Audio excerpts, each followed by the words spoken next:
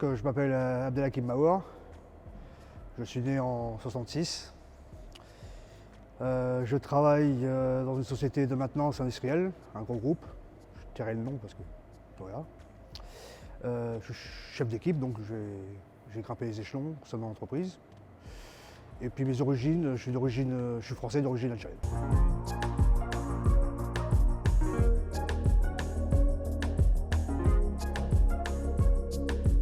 Ounsou Pamphile, je suis né le 19 août 1981 à la Seine-sur-Mer, dans le Var. Je suis d'origine béninoise. Et puis voilà, je suis issu d'une fratrie de 4 frères et 3 sœurs. Je m'appelle Tanan, j'ai 29 ans, je suis originaire de Saint-Nazaire et je suis entrepreneur dans le digital. Je m'appelle Malika Chérifi, j'ai 34 ans et je suis nazérienne de naissance. J'ai grandi à Trignac avec mon père et mes 4 frères. Tu es d'origine? Alors, je suis d'origine algérienne par mon père et gitane du côté de ma mère. Moi c'est Nixon Mendy, j'ai 22 ans. Actuellement je suis photographe, designer, graphiste, indépendant. Je suis né en France, mes parents sont d'origine sénégalaise et Guinée-Bissau. Puis j'ai lancé mon activité il y a à peu près 1 an et demi. Et puis voilà, je suis originaire des quartiers nord de Saint-Nazaire, plus précisément dans le quartier de la Bertauderie. Et puis voilà, j'y ai vécu presque toute ma vie là-bas et puis voilà.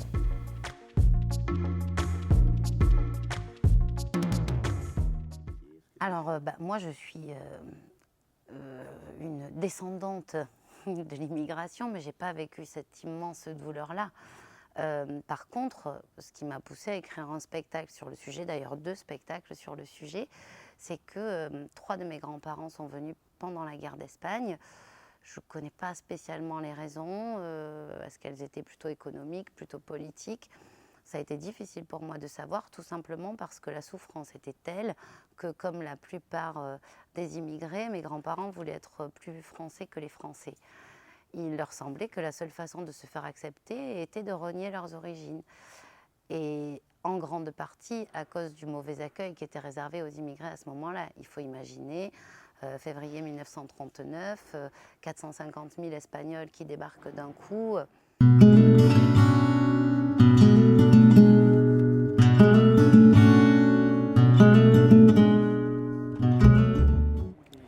Alors moi je suis né à Saint-Nazaire, en 66 je répète, voilà. Mon enfance, elle s'est super bien passée. J'ai que des bons souvenirs. Souvenirs lointains, mais j'ai des super souvenirs. J'étais à l'école à Aristide-Briand, j'ai suivi des études secondaires, tout s'est bien passé. Quand mes parents sont arrivés en France, ils ont habité pendant 2 ans à Savines, du côté de Certé. Et après, on a aménagé au boulevard Hellec en 64.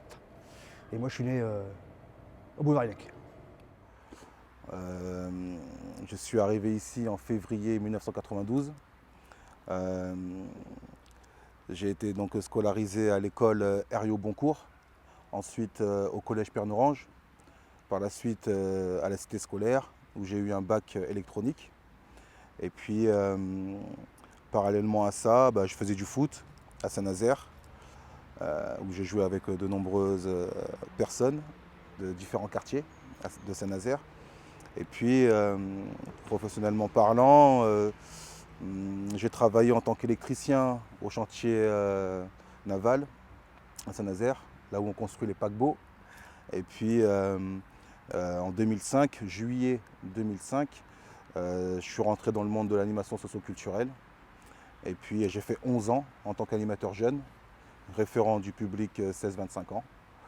Et puis parallèlement à ça, je faisais aussi de la musique avec mes frères, avec des potes d'enfance.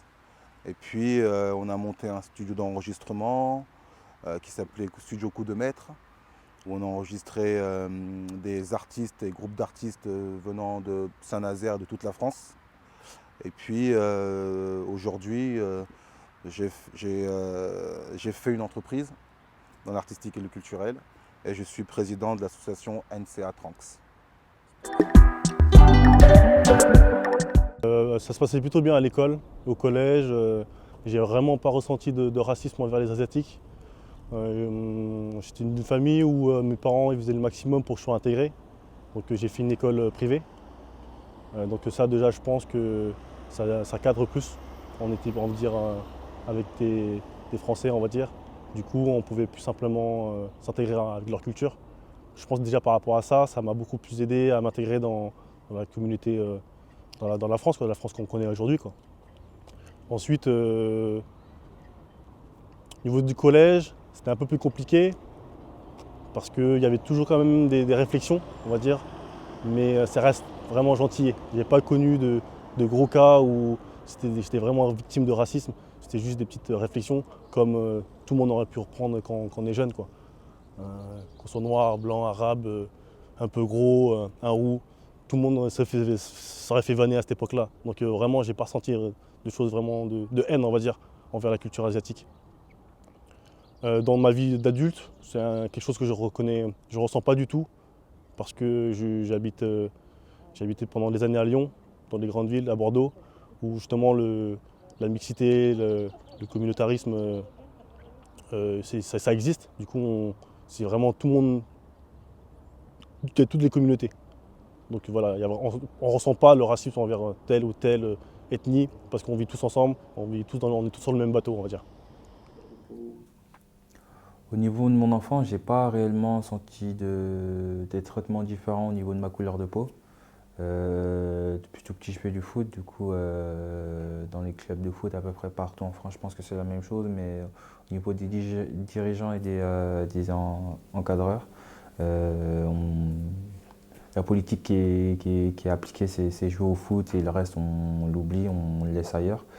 Et puis voilà, moi aussi, je viens d'un quartier, comme je vous l'ai dit. Du coup, là-bas, il y a toutes sortes d'origines et de classes sociales. Il y a des gens qui sont un peu plus développés financièrement que d'autres, mais on ne s'arrête pas à ça.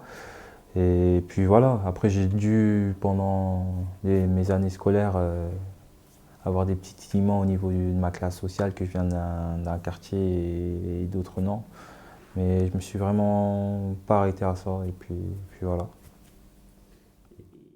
Nous, on a grandi à Trignac-Centre, donc les tours qui ont été détruites cette année. Et on était sur Trignac-Centre, la seule famille maghrébine pendant des années, je crois, jusqu'à mes 15 ans à peu près. Donc ça va, on avait quand même des voisins assez sympas, l'intergénérationnel c'était le top à l'époque, en tout cas dans nos tours. Mais c'est vrai qu'on n'a pas forcément grandi avec des copains et copines du Maghreb, quoi. J'étais beaucoup avec les Français d'origine quand j'étais plus jeune, mais non, mon père il s'est assez bien intégré à Trignac. Ça a été. Après, il côtoyait pas grand monde, hein. Il était beaucoup sur Saint-Nazaire dans ses journées, mais il ne fréquentait pas les personnes de Trignac.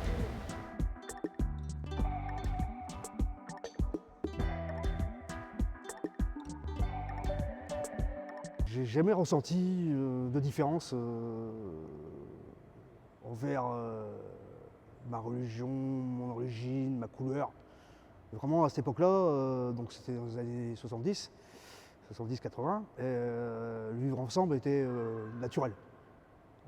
Toutes les portes étaient ouvertes, tout le monde se rendait service, il y avait très peu de délinquance, du racisme, moi j'en ai jamais subi à cette époque-là. Vraiment j'ai passé une jeunesse sans souci. Ouais. Il y a deux rives, mes deux rêves, ça me fait penser à mon père.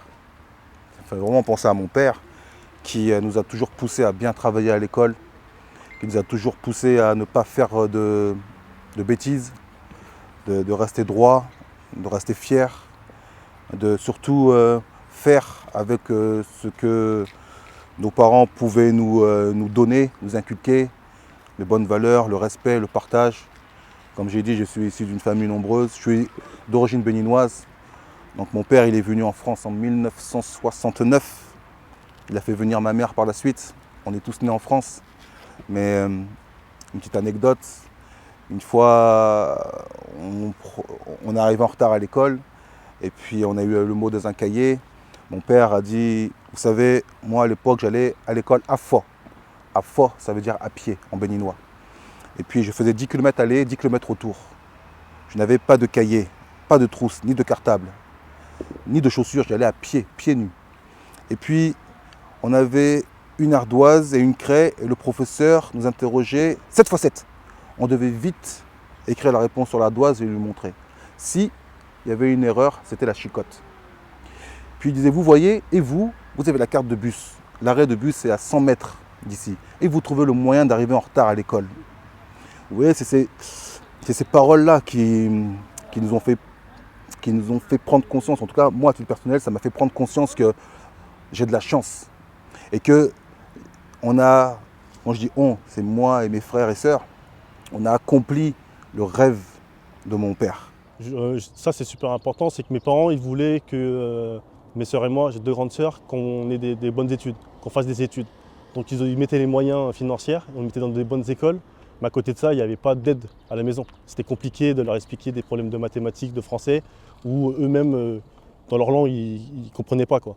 Du coup, c'était compliqué de gérer l'école, avec des problèmes où on ne peut pas en parler à nos parents, en fait. Tout simplement. Il y a des choses qu'ils ne peuvent pas comprendre, qu'on n'a même pas envie de leur demander parce qu'ils ont d'autres choses à penser. C'est pas leur problème. Nos problèmes, c'est pas leur problème.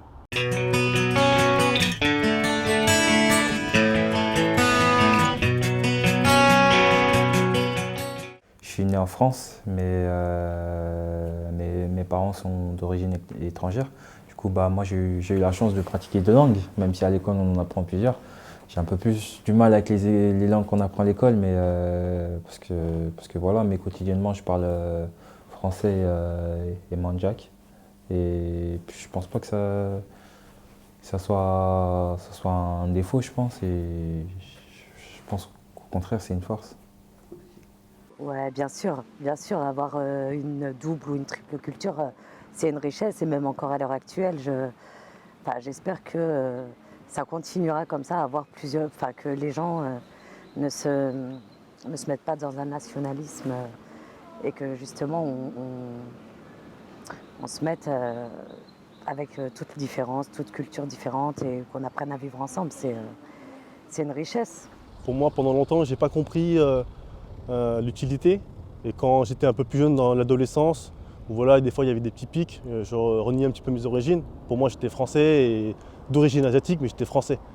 Mais ensuite, quand j'ai bougé, j'ai voyagé, j'ai vu d'autres cultures, et là, c'est là que j'ai voulu revendiquer mes origines, que j'étais vietnamien et français.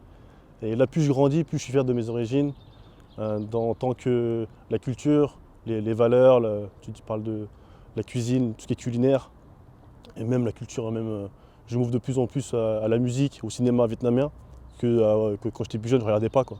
Pour moi, c'était nul, c'était vieillot, sauf que maintenant, il faut comprendre que le Vietnam, c'est peut-être mieux que la France, quoi. Du coup, on renie beaucoup moins. Et sinon, dans toutes mes relations que j'ai eues, que ce soit amicales ou sentimentales, cette double culture-là était une force. Parce qu'on avait, avec une éducation vietnamienne, on devient différent. Quand on a une éducation vietnamienne, quand on est enfant, quand on est un adulte, ça a forcément des conséquences.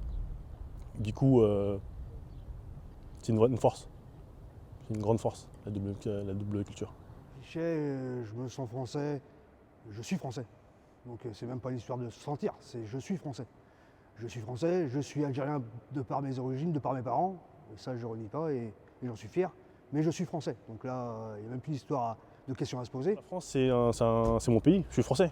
Je suis tout d'abord français et après, je suis d'origine vietnamienne et qui est vraiment une force. Mais je suis français, je suis né à l'éducation. J'ai fait l'école laïque française. Voilà, je parle français tous les jours et quand je suis à l'étranger, je suis français avant d'être vietnamien. Et c'est qu'en France, justement, où on est entouré de tout, qu'on peut se prétendre être, dire que je suis vietnamien, mais à l'étranger, quand je voyage, je suis français. Les gens ne comprennent pas, mais si, je suis français, mec. Quand il y a la Marseillaise, je la chante, il n'y a aucun problème sur ça. Personnellement, je me sens pleinement français dans un pays où j'oublie vraiment le contexte délit de faciès où on me juge pour ma classe sociale ou pour ma couleur ou mes origines. Tout comme on peut le voir qui s'est appliqué à l'équipe de France. Et vraiment, si je devais définir la France, ce serait l'équipe de France ou le sport en lui-même, je pense, parce que dans le sport, dans tout type de sport aujourd'hui, on voit vraiment que la couleur est vraiment représentée et qu'on n'a pas le temps de se demander qui est français ou non. Et je pense que c'est dans ce genre de France que moi je me reconnais. Ouais, le vivre ensemble, c'est de savoir aussi, enfin moi je veux dire, quand je suis dans ma famille gitane, je m'intègre, je n'oublie pas mes origines algériennes, mais je suis un peu un caméléon si tu veux. Voilà, là où je vais, j'arrive à m'intégrer parce que justement grâce à cette double culture. Donc je vais pas, je dis pas que j'ai une double personnalité, mais en tout cas, je vais avoir deux façons de parler différentes, on va dire.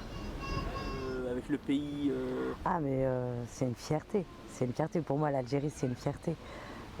C'est dans mon sang, c'est dans mes veines. Maintenant je suis fière d'être française parce qu'il faut dire ce qui est, mais j'ai grandi ici donc je crache pas sur ce que la France m'a offert aussi.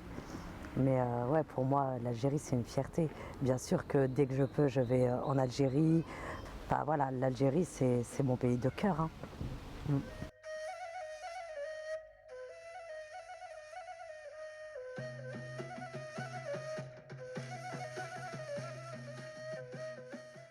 J'avais envie de cette démarche parce qu'aujourd'hui, quand je voyais la situation du migrant en 2020, ça faisait un écho émotionnel très fort en moi.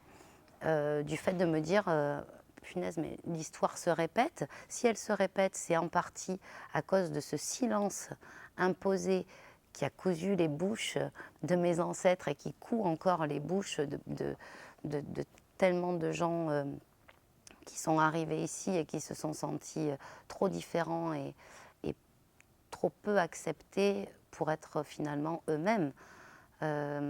Partager leur langue aussi. Chez moi, on ne parlait espagnol que très rarement et pas devant des gens extérieurs à la famille, par exemple. C'était vécu, me semblait-il, plutôt comme quelque chose qui était de l'ordre de la honte. Et d'ailleurs, pas mal d'entre eux ont refusé de revenir en Espagne à un moment donné. Et pour ceux qui sont revenus, ils n'étaient plus de là-bas. Et ça, c'est vrai que tu dois connaître ça.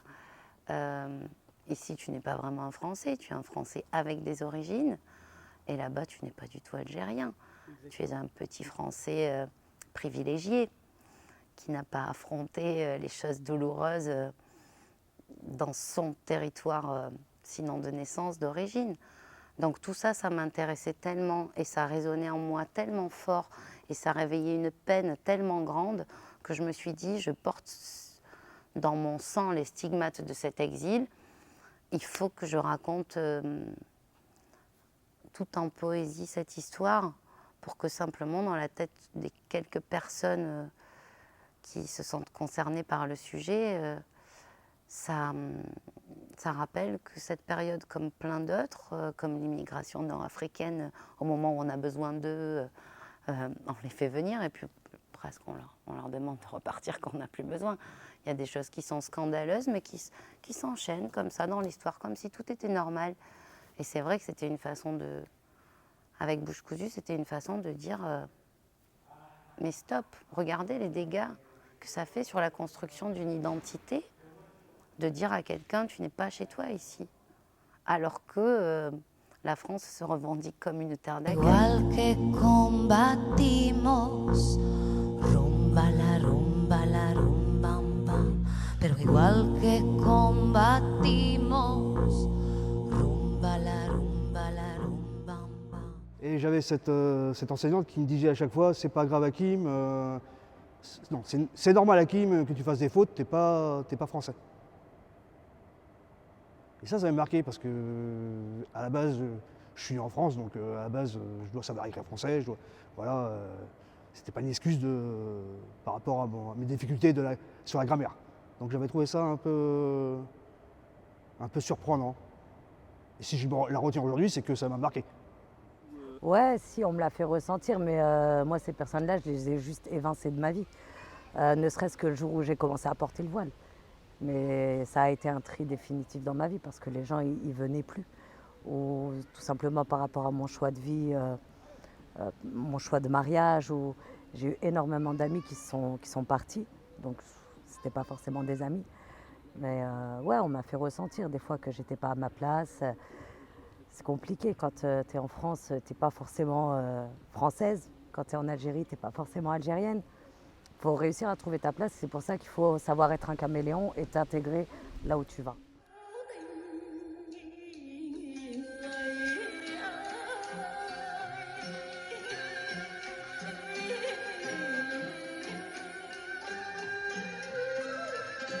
Mes parents, ils ont quitté leur pays pour aller dans un pays où ils allaient avoir plus d'opportunités, avec moins de contraintes qu'au Vietnam, dans un contexte politique difficile.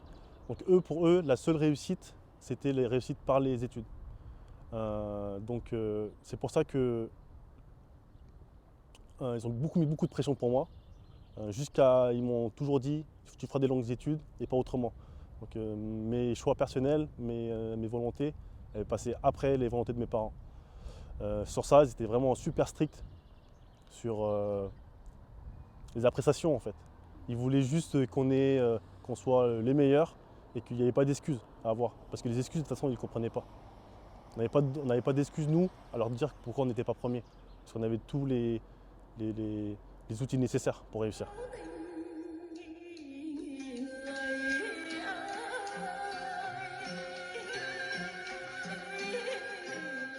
Mon père, Allah yarahmou, c'était quelqu'un de... On aurait pu croire strict quand on le voyait comme ça de l'extérieur. Mais quand on le connaît, on sait que c'était quelqu'un d'assez ouvert. D'ailleurs, preuve en est, il s'est marié avec quelqu'un, enfin ma mère, c'était carrément l'opposé. Hein. Et lui aussi, quand il est arrivé en France, du coup, il n'a pas été accueilli par des Algériens ou des personnes de sa culture. Il a été accueilli par les gens du voyage à Poitiers. Et il a toujours réussi à s'intégrer.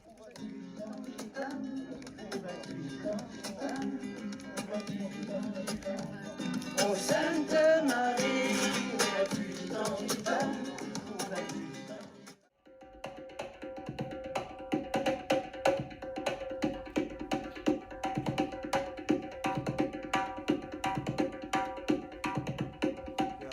d'une, que lui vienne en France, qu'il puisse avoir un meilleur niveau de vie, malgré qu'il a été victime de discrimination et que lui, c'était le sourire, sa plus belle arme.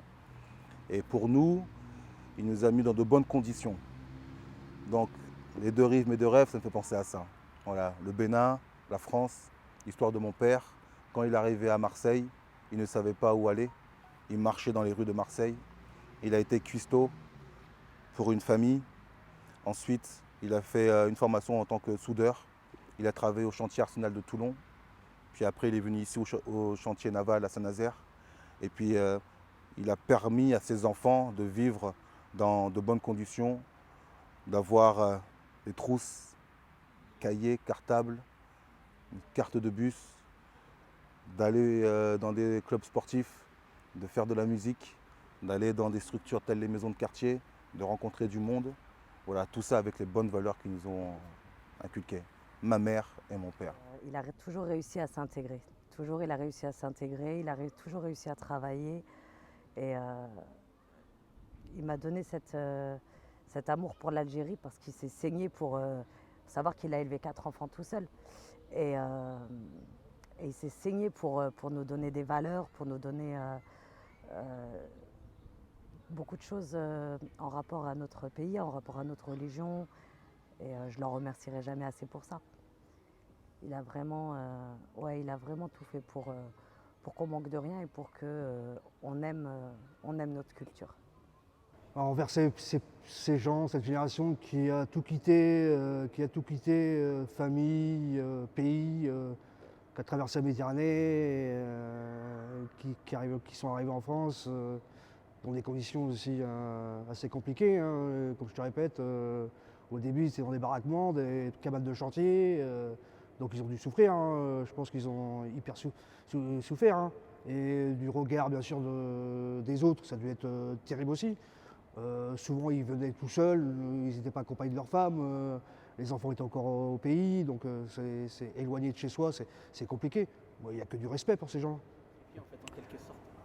C'est plus que du sacrifice, ils sont partis dans l'inconnu. Hein. En plus avec des périodes après des périodes un peu compliquées. Quand tu partais après 62 d'Algérie, tu arrives ici, je pense que la réception ne devait pas être avec des fleurs. Hein. Donc oui, ils n'avaient qu'un seul but, travailler pour pouvoir faire en sorte qu'ils puissent élever leur famille du mieux possible. Donc bien sûr, ils sont plongés dans le travail, n'importe quelle condition. C'est une génération qui a toujours travaillé et qui pensait qu'à travailler et pas se faire remarquer. Alors que nous, non, nous c'est différent. On est chez nous. On est chez nous, voilà. On est chez nous ici, on est chez nous de l'autre côté, voilà, on est chez nous, voilà. Après, l'humain, il est chez lui partout, en principe. Donc la base, c'est ça. Voilà, ils sont bien partout. On ne doit pas leur faire remarquer d'où il vient. Non, c'est impossible, ça. Prometemos resistir, ay Carmela, ay Carmela. Prometemos. Ici, tu n'es pas vraiment un Français, tu es un Français avec des origines. Et là-bas, tu n'es pas du tout algérien. Tu es un petit Français privilégié qui n'a pas affronté les choses douloureuses dans son territoire, sinon de naissance, d'origine. Donc tout ça, ça m'intéressait tellement et ça résonnait en moi tellement fort et ça réveillait une peine tellement grande que je me suis dit, je porte dans mon sang les stigmates de cet exil. Il faut que je raconte tout en poésie cette histoire pour que simplement dans la tête des quelques personnes qui se sentent concernées par le sujet, ça rappelle que cette période, comme plein d'autres, comme l'immigration nord-africaine, au moment où on a besoin d'eux, on les fait venir et puis presque on leur demande de repartir quand on n'a plus besoin. Il y a des choses qui sont scandaleuses mais qui s'enchaînent comme ça dans l'histoire, comme si tout était normal. Et c'est vrai que c'était une façon de, avec Bouche Cousue, c'était une façon de dire mais stop, regardez les dégâts que ça fait sur la construction d'une identité, de dire à quelqu'un tu n'es pas chez toi ici, alors que la France se revendique comme une terre d'accueil. Bah écoute, pour répondre à ta question sur la différence de générationnelle, on va dire, oui, je l'ai senti, une grosse différence entre le discours qu'avaient mes parents quand ils sont arrivés en France et le discours qu'ils tiennent aujourd'hui. Comme tu disais, ils sont venus pour pouvoir nous élever le plus correctement possible. Ils sont venus en France pour travailler, pour élever une famille, pour construire quelque chose, mais toujours dans l'optique de, à la fin, retourner au pays. Donc leur mission, si on peut appeler ça une mission, leur mission était différente de ma génération à moi, qui sont nés ici et qui ont un seul optique, c'est de vivre ici. Donc bien sûr que la façon d'agir, de penser est différente. Mais je vois quand même qu'au fil des années, cette génération de mes parents a évolué. Au fil du temps, ils ont évolué. C'est-à-dire qu'aujourd'hui, mes parents, ne serait-ce que dans leur pensée, dans le vivre en France, c'est le jour et la nuit.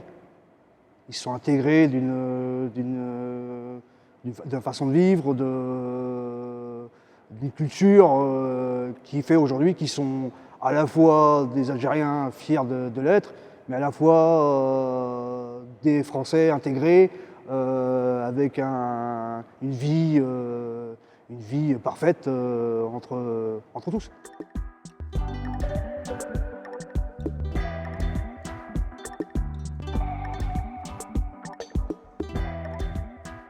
La vie du quotidien, la mixité, tu comprends pas le message qui passe à la télévision en fait.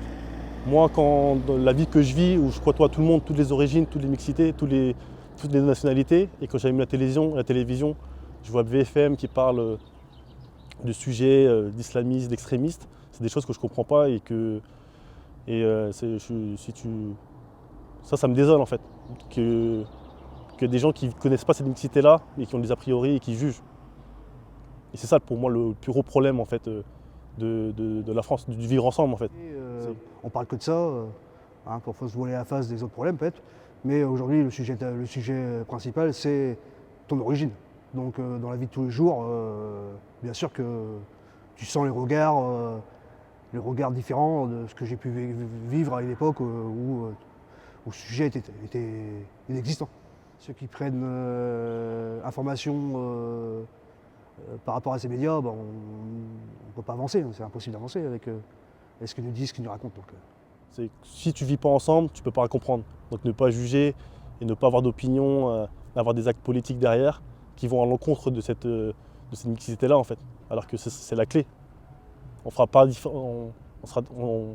Je ne pense pas que les jeunes de la deuxième, troisième génération, comme tu dis, ils ont en tête tout le parcours semé d'embûches que nos parents ont vécu.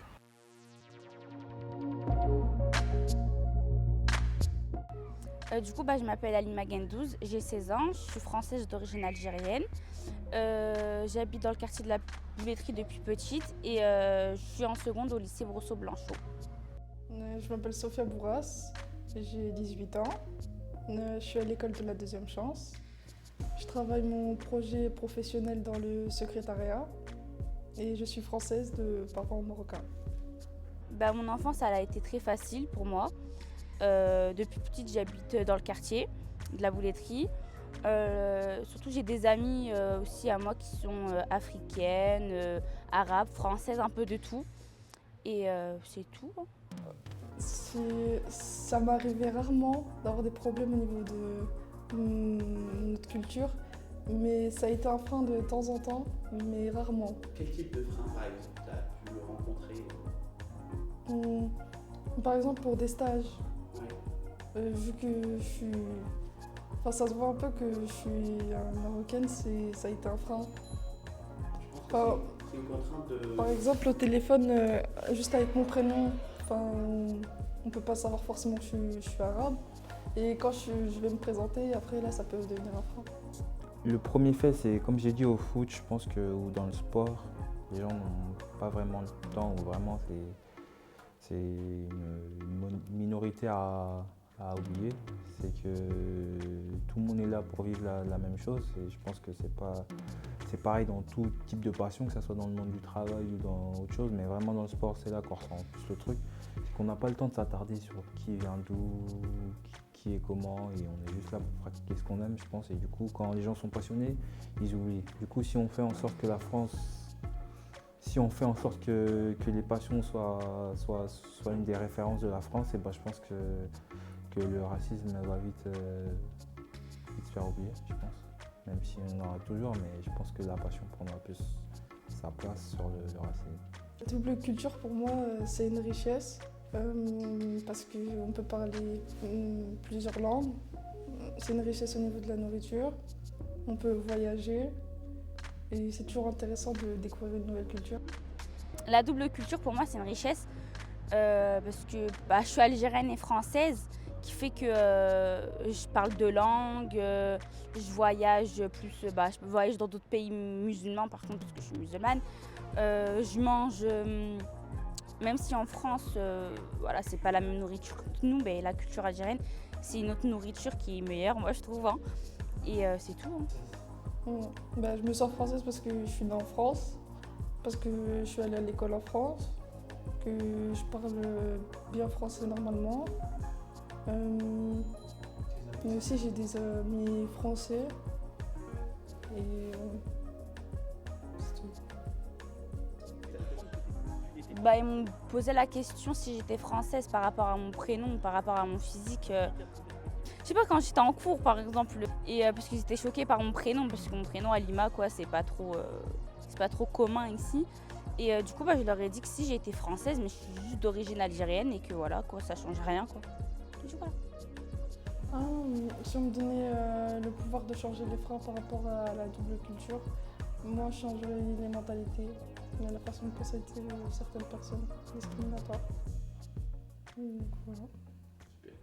Je pense que pour les générations qui savent pas trop s'il faut être que français ou que d'origine étrangère ou être un peu des deux, moi je pense qu'il faut être les deux, je pense, pour avoir des histoires à raconter. Je pense que c'est pour avoir des témoignages à travers nos parents, je pense. Et puis ça va nous aussi porter à voyager à travers d'autres cultures et d'autres pays pour venir vraiment, à travers les témoignages, venir se faire sa propre idée. Je pense qu'avoir les deux origines ou les deux cultures, je pense que c'est un atout aujourd'hui et ça fait des histoires et des forces à développer. C'est good. Ça me va, moi.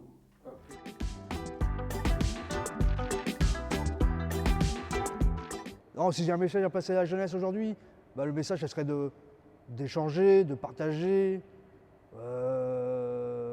d'apprendre. Voilà, c'est les bases. L'éducation, bien sûr, c'est le premier pilier, c'est l'éducation. Donc voilà, le respect, l'échange, la compréhension des autres, toutes ces choses-là. S'intéresser à l'humain, voilà. Mettre en avant-plan l'humain. Voilà. La priorité des choses, c'est l'humain. Oui? Et je terminerai par ce slogan que je porte. L'amour est une arme et on reste armé. L'amour est une arme et on reste armé. Voilà. C'était pour les deux rives, mes deux rêves. Merci. Qu'est-ce que je pourrais conseiller à part de s'accrocher à sa liberté, à part de ne pas oublier d'où on vient, de bouffer la vie parce qu'elle est courte. Par d'autres choses, on ne voit pas ce signe-là. Si on est triste, si on est un peu perdu, on ne voit pas les signes. Alors que si on est un peu connecté au reste du monde, on se rend compte que la vie elle a plein de cadeaux à nous faire, elle a plein de cadeaux pourris à nous faire, c'est sûr, mais elle a plein de jolis cadeaux à nous faire aussi. Ça continue? C'est bon, ok. J'aimerais passer un message pour les jeunes, ça serait de croire en leurs rêves, que tout est possible en fait. Qu'il n'y a pas un métier, il n'y a pas une orientation, il n'y a pas un sujet où ils ne pourront pas y accéder, ne pas l'atteindre s'ils ne donnent pas les moyens en fait. Et que la mixité, c'est la base. Si ta différence, ce sera ta force en fait. Que tu sois grand, petit, voilà, tout ce que tu veux. Si tu as un talent, tu as forcément un talent. Forcément, tu ne te rends pas compte. Si ce n'est pas au niveau de tes mains, ce sera au niveau de tes capacités, de tes sens, ton intelligence sociale, ton intelligence envers les gens. Tout le monde a des compétences et voilà. Donc il n'y a pas de limite dans vos rêves, il n'y a pas de changement, il n'est jamais trop tard. Il y aura toujours quelqu'un qui sera là pour vous écouter, pour vous comprendre et oser. Et comme dit un proverbe vietnamien, le sage assis voit mieux que l'enfant debout. Donc écoutez les anciens.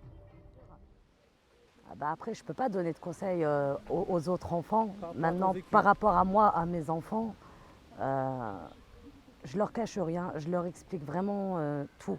C'est-à-dire, il y a les choses mauvaises comme les choses bonnes. Il faut leur expliquer de notre passé et il faut leur apprendre de le vivre ensemble. C'est-à-dire qu'aujourd'hui, on habite dans des quartiers. Moi, j'habite un quartier où il y a de tout. Il y a des Portugais, des Africains, il y a de tout. Il y a des Algériens, de tout, des Turcs. Mais voilà, moi, je leur inculque vraiment le vivre ensemble et les différences. Et si aujourd'hui, ils ont envie de fêter Noël chez ma mère, ils vont fêter Noël chez ma mère. Et puis, dans quelques jours, c'est l'Aïd, ils fêteront l'Aïd avec nous. Voilà, vraiment, je leur apprends toutes les cultures, en tout cas tout ce que moi je connais, et s'ouvrir aux autres. Ne jamais, voilà, être tolérant, ne jamais s'enfermer sur une seule culture. Je pense que c'est important. Un beau message. C'est tout. Autre chose que j'ai oublié. On parle d'actualité. Wow.